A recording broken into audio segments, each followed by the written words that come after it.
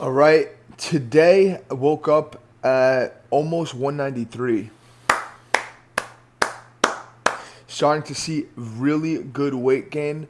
I did make sure that I ate 3,800 calories yesterday. The last video was about all of the necessary supplements that I take and my pre-workout formula and my electrolytes, all that stuff. I highly recommend to go watch that video. But anyway, guys, have you guys been training hard enough? Personally, a lot of the people that I know, I'm not going to say everyone because there's a few individuals that actually do train hard, but most of the people that I know do not train hard enough to notice gains, to notice difference.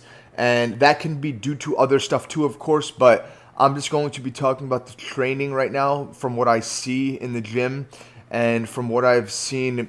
And I've seen these people go consistently and they just tend to look the same. One of my friends called me yesterday and said, we were just talking and he told me how he admires everything that I do for bodybuilding, where it's the training, the diet, the sleep prioritizing, all that stuff. He said to me how he sees people go to the gym for years and years and they've looked the same since he started going to the gym. And it just goes back to how hard are you guys really going? Because sometimes when I see other influencers say, you don't have to take everything to failure. You don't have to go as intense as your body can go. Hold back a little bit. Go maybe 2 reps under your max reps. Leave 2 or 3 reps in reserve. I see a lot of that.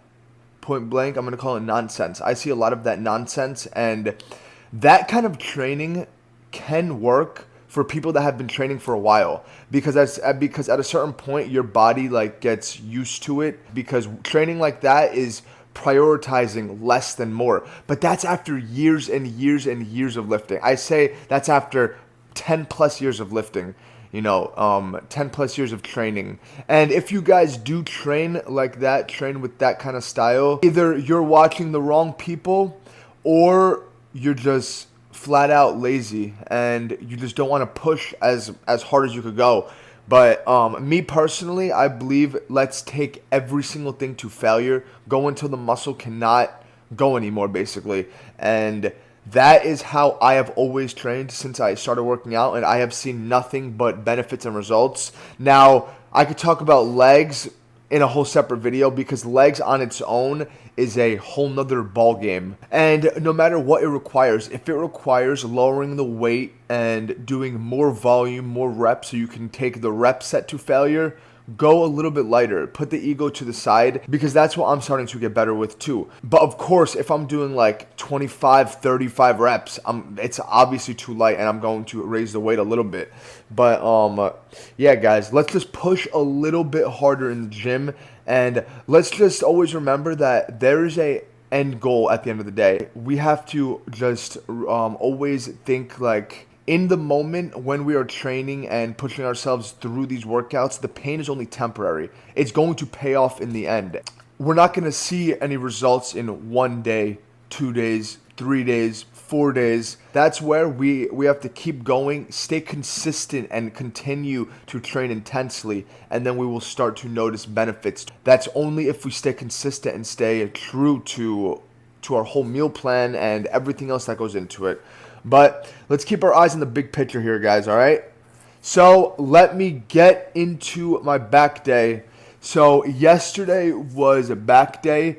Back day is always so quick for me because it's just one muscle group and it's just not too many different movements. I mean, you can do different workouts, but I just keep it simple and I still hit my whole back. Sometimes I'll do more lat focused than more mid back focused, but yesterday it was actually a 50-50 day.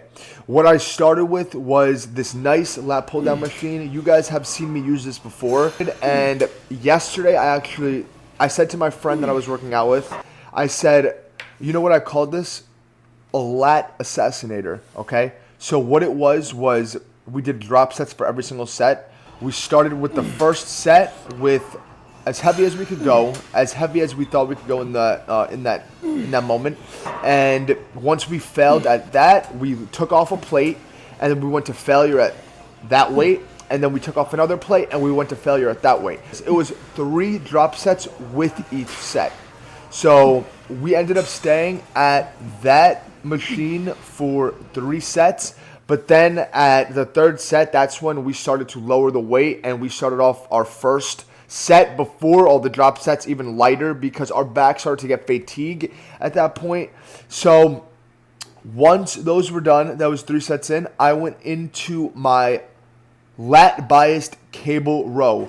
Now, I think, honestly, these lat biased cable rows, like I always say, when we pull the bar towards our belly button and keep our elbows low, that's how we target our lats in cable rows. And I must say, I think this is my favorite lat workout so far. My favorite workouts switch all the time. You guys are going to see that, but I've really been enjoying these lat cable rows. I honestly could have sat here for all the lat sets, but I wanted to switch it up a little bit. So I stayed at the lat cable row for 3 more sets. The first set, I went at a really light weight. I got like 15 reps. So then I started going a bit heavier. And for the second set, I got 12 reps. And then I did a drop set with it too. And then for the 3rd set, I actually went at an even heavier weight where I was only able to get 7 reps, and then I also included a drop set, lowered it there. So that would equal 6 sets of lats, and once we were done with the cable rows, I went into mid-back. You guys have probably seen me use this machine before. It's a chest-supported row, but with this, I really like it because you're kind of forced to stretch all the way down with the weight being underneath you. So you have to really hold on to it, and you're kind of forced to your arms go all the way down, especially if you're going heavy. And that's what I really like. I like to get a full stretch, especially with back, but now I'm trying to prioritize full stretching with all movements. So with these rows, I actually went at a pretty heavy weight, and then I just did a drop set. So for my first set, I did 3 plates, drop setted it to 2 plates. The 3 plates, I got 7 reps, and then I drop setted the 2 plates, and with the 2 plates, I got another 7 reps, so that would be 14 reps right there, pretty high volume. And then the second set, that's where I decided to lower the weight, and I went 2 plates and a 25. So what I actually did was I put a plate first, and then a 25 on top of that plate, and then another plate last. So then when I was done with my set, I could take off the 45 plate and then just do a drop set with the plate and the 25. And that's exactly what I did. I got 10 reps for my first set, and then with the drop set, I got another 4 or 5. And that's exactly what I did. With the first set, I got 7 reps, and then I pulled off the plate, did my drop set, and I got another 6 reps. And I only stayed there for 2 sets. And then where I went was, this was my first time actually using this machine. This is upper back focused chest supported row. This is like an upright row in a way. If somebody's doing an upright row with dumbbells, that is kind of like an upright row. This machine, it definitely targeted my traps, my rear delts, and I want to say kind of upper lats. That's what I want to say. But I actually really did like it. The heaviest I went was 2 plates. I stayed really light for this. It wasn't really heavy, but I got about 12 reps, and then after that, so with this machine, you can change up the weight. See how if you see in the clips how there's 3 spots where you can put the weight. If you put the weight in the highest spot, the heaviest is when you're lowest, when you're first picking it up. And then if you put the weight all the way to the bottom, the heaviest is when you're all the way up here in that high range of motion.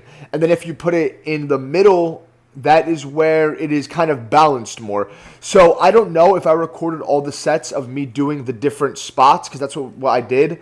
But if I did, I will include each one. I don't think I did, unfortunately, but I actually really like this machine. My back was cooked at this point. We stayed there for 3 sets because that would be where each weight spot would go, if you know what I mean. So that would be 5 sets so far of mid-back, and then what I did was I decided to go finish with rear delts on the reverse pec deck. So how I actually do rear delts on this machine is I imagine myself stretching my arms as far as possible. Stretch your arms as far as possible, and then when you're going out, leave your arms in that stretch motion. Reach out as far as you can go, and then you go all the way back until your arms cannot go anymore. That's where your basically full range of motion is. And then straight back, but keep your arms at the full extension the entire way. And it just hits your rear delts in a different way. I don't know why, but just try it out. Please, I'm telling you. You don't even have to go heavy. I went at a comfortable light weight for these. But I actually only stayed there for 2 sets. I did go a little bit heavier for my second set, but not too much heavier. Literally 1 notch up. So I got 10 reps for my second one, and I didn't even say the reps for the first one. I got like 15 or 16 reps. And once those were done, I looked at my friend. I said, back is cooked. Let's go do the pump reveal. So that's when I went to show my pump, and my back was looking pretty sick, I think. It was looking really good. I got this nice tank top where I don't even have to take off my shirt, and you can still see my full back basically. My back, like I always say, I feel is a very strong point, and that's a good thing, that's a good thing. Realistically, I could probably get away with doing less volume for back because my back definitely is one of my best spots on my body, one of my best muscle groups on my body. But I showed you guys a few different flexes, and yeah, overall, really nice pump. It looked good lighting. After my pump reveal, I went to do abs on the ropes. I showed you guys a little bit of this ab workout. I did 5 sets here, and I took each one to failure. I was getting above 15 for all of them. And then once they were done, I went on to this nice crunch machine. It's just, I think every gym has one. Just a nice crunch machine where you bring up your legs too and you crunch in like this. And I did 3 more sets there, so pretty high volume for abs. I think I did around 8 sets. And then I just finished it off in the sauna, and it made a beautiful workout. I had about 1,000 calories left. Now, guys, every single time, I haven't bulked that many times. I've only done a bulk probably 2 times with tracking the calories and once without tracking calories in my past, I'm saying. And I realized, with the bulk, eventually it gets to a point where you don't want to eat. You basically have to start, forcing food down. I'm not at the point where I'm bloated and I'm literally, miserable forcing food down. It's not at that point at all. But if I had a choice in the moment when it was time to eat my last 1,000 calories or whatever point of the day it is, if I wanted to eat or not eat, I am at the point where I'd rather not eat, but I still have to. So it gets there at a certain point in the bulks. The thing is, I even have to up my calories a little bit more because I still have a few months left of this bulk. But beautiful workout, and I had to force down some food after this. Next workout will be full arm day and shoulders, lateral raises, side delts. But I will see you guys in the next video.